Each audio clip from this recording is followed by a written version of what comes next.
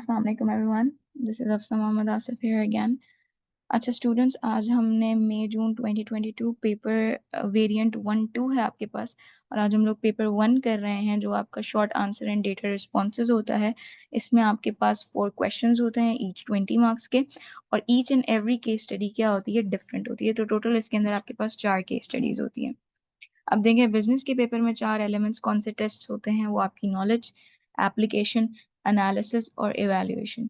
और स्टूडेंट को यही प्रॉब्लम आ रही होती है कि ये चीज़ों को आपके आंसर्स में लिखना कैसे है। तो आज हम लोग एक केस स्टडी देख लेते हैं। क्वेश्चन नंबर 1 है हमारे पास। अब देखिए केस स्टडी पढ़ते वक्त बहुत इंपॉर्टेंट है कि आप की एलिमेंट्स को साथ साथ मार्क कर लें। AHG is an established business as it had been operating since a long time.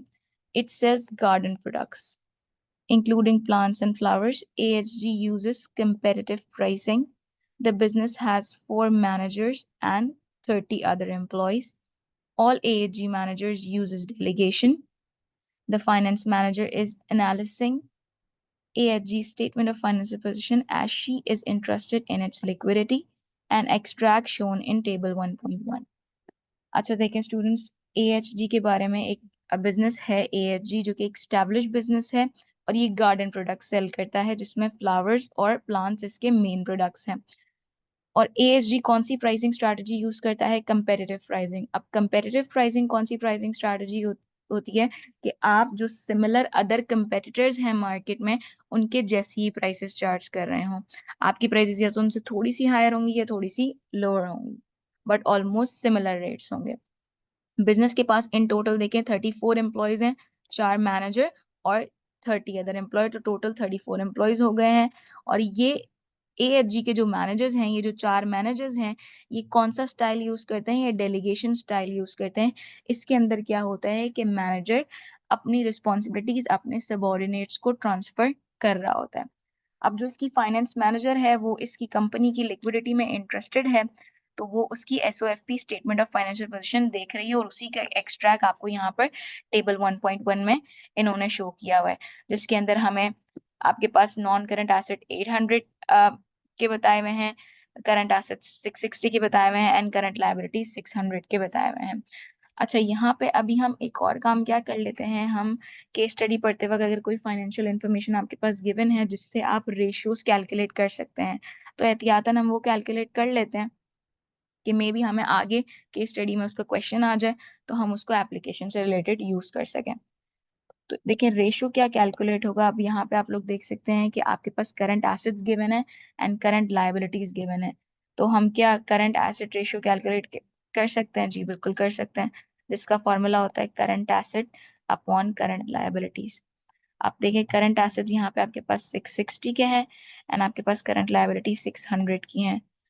अब जब आप 660 को 600 से डिवाइड करेंगे तो आपके पास आ जाएगा 1.1 आपके पास is to 1 आपका रेशियो आ जाएगा। और ये वाला जो रेशियो आइडियली होना चाहिए बिजनेस का, वो 2:1 होना चाहिए, ये मोस्ट आइडियल सिचुएशन होगी, लेकिन अभी इस बिजनेस का 1.1 रेशियो 1 है। So now let's move on to the questions. Questions में इस केस सिनेरियो को हम कैसे अप्लाई करते हैं। अब पार्ट ए में बेसिकली आपने कुछ भी नहीं करना, सिंपली जो पूछा गया सवाल के अंदर आपने वो उसको बता देना है एग्जामिनर को। तो इसमें सिर्फ आपकी नॉलेज टेस्ट की गई होती है।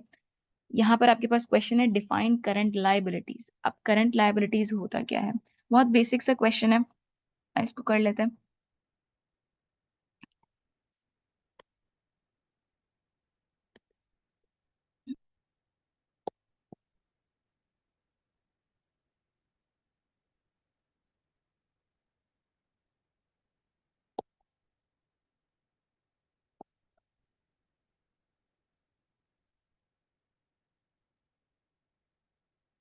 देखिए स्टूडेंट्स, करंट लायबिलिटीज आपके पास होती क्या है एग्जैक्टली, ये शॉर्ट टर्म डेट्स होते हैं। लायबिलिटी को इन अदर वर्ड्स हम डेट भी कहते हैं, और ये शॉर्ट टर्म डेट्स होते हैं स्पेसिफिकली जो करंट लायबिलिटीज हमारे पास होती हैं, और ये विद इन अ ईयर एक बिजनेस को रीपेड करनी होती है।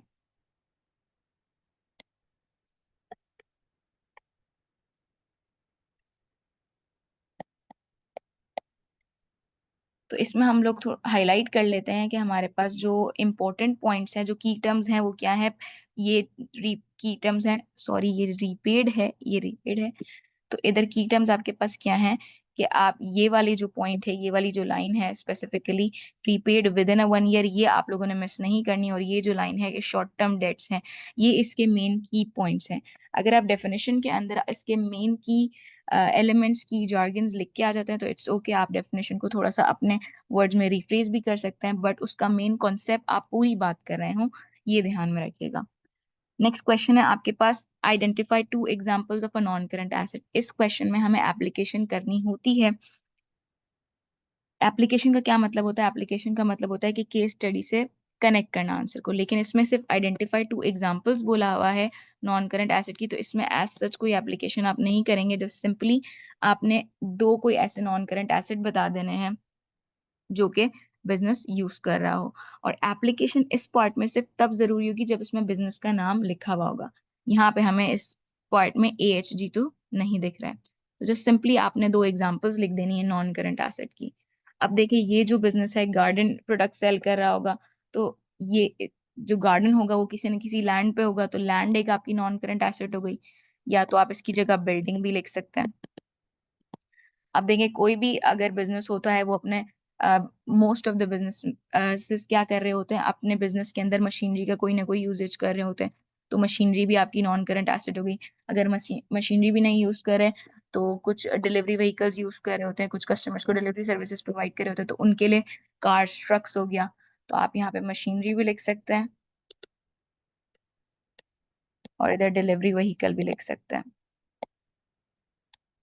अच्छा, बहुत से स्टूडेंट्स को यही मसला आता है कि नॉन करंट एसेट्स क्या होते हैं। ये वो एसेट्स होते हैं जिनकी लाइफ 1 साल से ज्यादा होती है।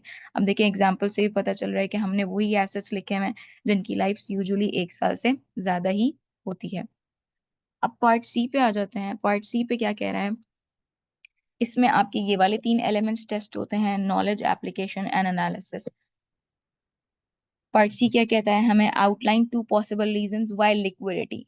लिक्विडिटी क्यों इंपॉर्टेंट है AHG के लिए, वो हमें 2 रीजंस लिखने हैं कोई भी। अब देखें, लिक्विडिटी का मतलब होता है कैश फ्लो, कि आपके बिजनेस के अंदर कैश की रनिंग कितनी है। देखिए, बिजनेस को सरवाइव करने के लिए क्या करना पड़ता है? कोई ना कोई एक्सपेंसेस करने पड़ेंगे और उस एक्सपेंसेस की कोई ना कोई कॉस्ट भी होगी। अगर मेरे पास बीइंग अ बिजनेस उस कॉस्ट को पे करने के पैसे ही नहीं है, तो मैं सरवाइव कैसे करूंगी मार्केट में? तो बिजनेस आपका है ना, बिजनेस के अंदर कैश फ्लो, कैश की प्रॉपर फ्लोइंग आपकी प्रॉफिटेबिलिटी से भी ज्यादा इंपॉर्टेंट होती है, क्योंकि अगर प्रॉफिट नहीं है तो बिजनेस कुछ टाइम तक तो चल जाएगा, लेकिन अगर उसकी लिक्विडिटी में कोई गड़बड़ है, उसकी कैश फ्लो में कुछ गड़बड़ है, तो बिजनेस ज्यादा देर तक सरवाइव नहीं कर पाएगा, क्योंकि वो अपने एक्सपेंसेस को ही पे ऑफ नहीं कर पाएगा। तो हम यही बात यहाँ पे लिखेंगे कि AHG के लिए किस तरीके से इम्पोर्टेंट है। तो आइए इसको करते हैं।